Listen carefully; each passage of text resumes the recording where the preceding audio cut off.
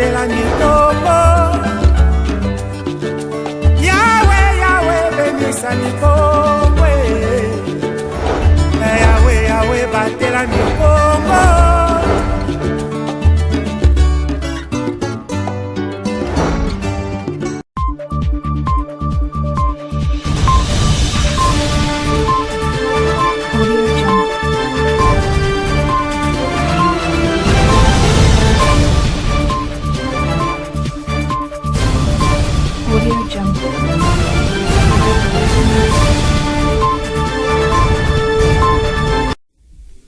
Bienvenue à cette édition du journal réalisée par Clovis Solo. Nous la débutons par cet élément de la Cour d'appel du Congo central qui a signé sa rentrée judiciaire les mardis 26 novembre 2024. Claudine Olukanou nous en dit plus. Conformément aux prescrits de la loi, le premier président de la Cour d'appel du Congo central a présidé le mardi 26 novembre 2024 l'audience solennelle et publique de la rentrée judiciaire à la Cour d'appel du Congo central. Cette cérémonie s'est déroulée dans la salle d'audience de cette première instance judiciaire de la province située au quartier Ville-Haute dans la commune de Matadi. Ces assises ont connu la participation de plusieurs invités de marque, dont les autorités politico-administratives et militaires de la province. Conformément aux dispositions de l'article 64, alinéa 2 de la loi organique numéro 13/011-B du 11 avril 2013 portant organisation, fonctionnement et compétence des juridictions de l'ordre judiciaire, le premier président de la Cour d'appel prononce à l'occasion de l'audience solennelle et publique du 29 octobre de chaque année de la rentrée judiciaire de la dite Cour, un discours sur un sujet spécifique de son ressort. Et sur ce, je déclare ouverte la rentrée judiciaire de la Cour d'appel du Congo central pour l'exercice 2024-2025. Présente à cette cérémonie, la bâtonnière du barreau des avocats du Congo central, Maître Chérine Louzaïssou, s'est exprimée en ces termes. J'ai profité en fait de cette audience solennelle de la rentrée judiciaire de la Cour d'appel du Congo central pour faire un plaidoyer par rapport à la protection des avocats. Vraiment, en ce qui concerne les services de sécurité, nous avons un problème. Nous en appelons seulement au respect de l'article 19 parce qu'il faut le savoir que l'avocat est aussi tenu au secret professionnel.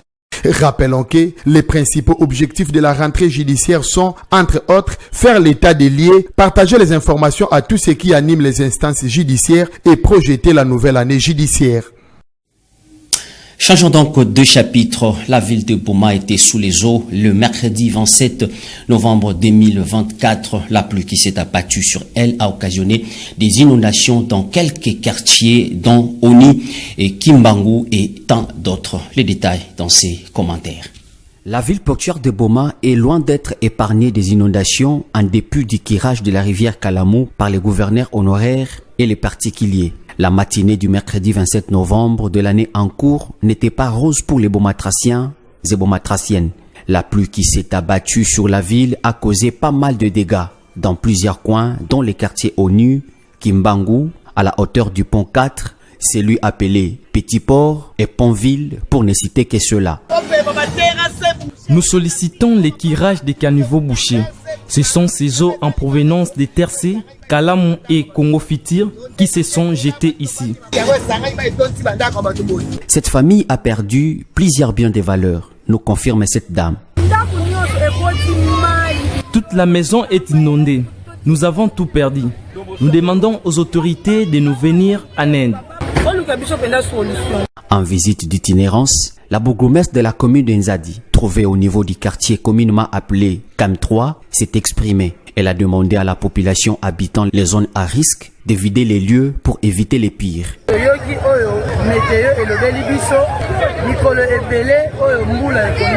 La météo nous a déjà prévenus. Il y a toute une série de pluies qui est en attente. C'est dans ce sens que j'avertis la population de ma juridiction habitant les zones à risque de chercher d'autres lieux de refuge.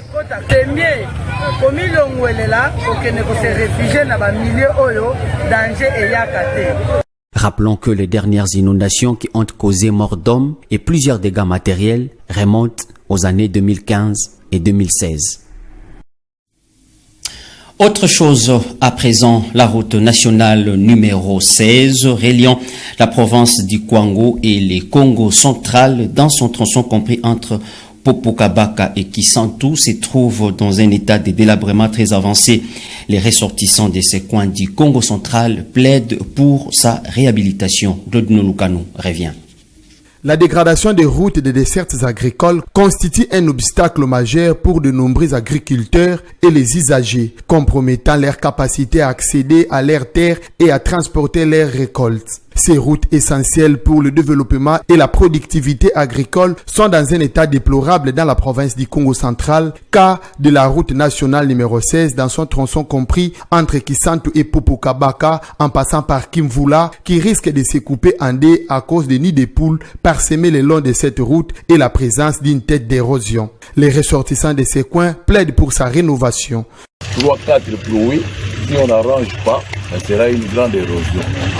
Donc il y a vraiment une extrême urgence, sinon la route nationale numéro 16 va se couper. Notons que de Kimbambi secteur jusqu'à Kisantu, les usagers font plus de 8 heures de temps de route sur ces tronçons de 65 km. La 11e session de la conférence des gouverneurs qui se tient à Kalemi dans la province de Tanganyika. On impacte dans ces journaux la cérémonie d'ouverture de ces assises qui se déroule du 27 au 29 novembre de l'année en cours a été présidée par le président de la République Félix-Antoine Tshisekedi Tshilombo. Les détails. Ouvert par le président de la République Félix Tshisekedi Tshilombo, la 11e session de la conférence des gouverneurs est à sa 10e journée. La cérémonie d'ouverture s'est déroulée le mercredi 27 novembre 2024 à Kalemi, dans la province du Tanganyika.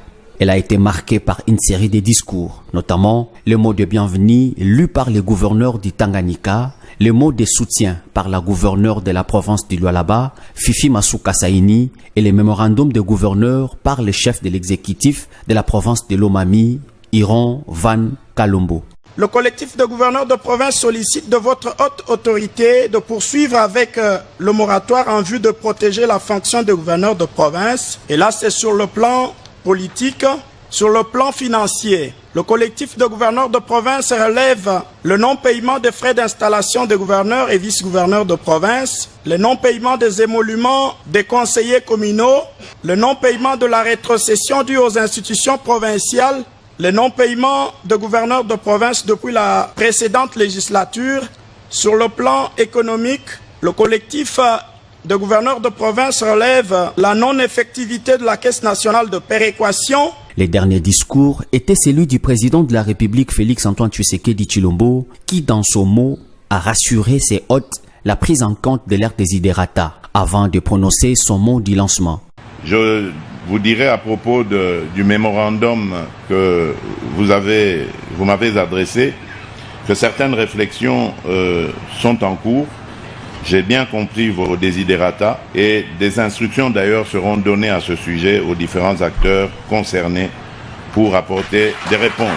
À vous revient la responsabilité d'ancrer cet élan d'émergence au cœur de nos provinces. Votre rôle est pivot, votre mission essentielle. Jouez pleinement votre partition avec discipline, rigueur et détermination. Sur ce, je déclare ouverte la 11e session de la conférence des gouverneurs de province. Notons que ces assises ont pour thème renforcer la gouvernance des provinces afin d'assurer la cohésion communautaire, facteur clé de la réussite du PEDEL 145T. Toujours dans ces chapitres, le chef de l'État Félix-Antoine Tshisekedi Tshilombo a dans son discours d'ouverture revenu sur l'objectif de ces assises, les rôles et la responsabilité des gouverneurs pour le bien-être des Congolais.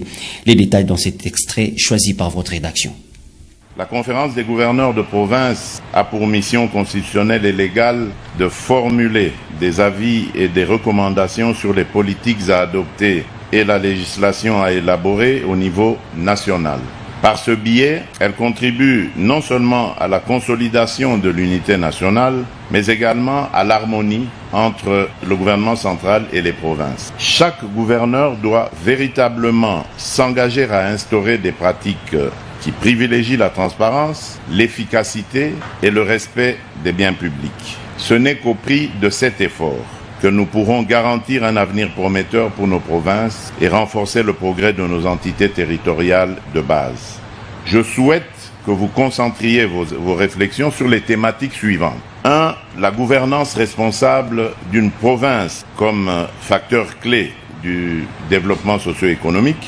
Il est impératif de renforcer les mécanismes d'une gouvernance exemplaire, capable de dynamiser et de diversifier l'économie locale et d'améliorer durablement les conditions de vie de nos concitoyens. En tant que représentant de l'État, vous êtes comptable des progrès réalisés dans vos provinces. Votre engagement dans le programme de développement des 145 territoires, en particulier dans sa deuxième phase qui se concentre sur la réhabilitation des routes de desserte agricole, doit être total et sans équivoque. Cette conférence est une occasion privilégiée pour réaffirmer les 6 engagements que j'ai pris lors de mon investiture le 20 janvier 2024. Ces engagements constituent le socle de notre marche commune vers une République démocratique du Congo plus stable, inclusive et dynamique. Ces engagements sont étroitement liés aux thématiques que nous abordons dans cette conférence. Ils sont la pierre angulaire sur laquelle nous devons bâtir l'avenir de notre nation. Pour leur réalisation, votre rôle est capital. Salutations spéciales à toutes et à tous. Messieurs et dames, merci pour vous d'avoir suivi cette édition du journal. Au revoir.